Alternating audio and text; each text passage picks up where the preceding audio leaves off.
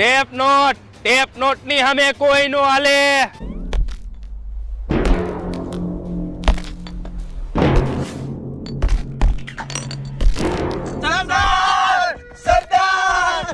કેમ આટલી બધી રાયડું નાખો છો? અને ગબ્બર ને 2 કાન છે. સરદાર, ઓલા ટેપ નોટ એમને ત્રણેયને માર્યા. તમે 3 અને 1 તોય માર ખાઈને આવ્યા. તમને શું લાગ્યું કે આ ગબ્બર ખુશ થઈ છે અને તમને શાબાશી દે છે એમ?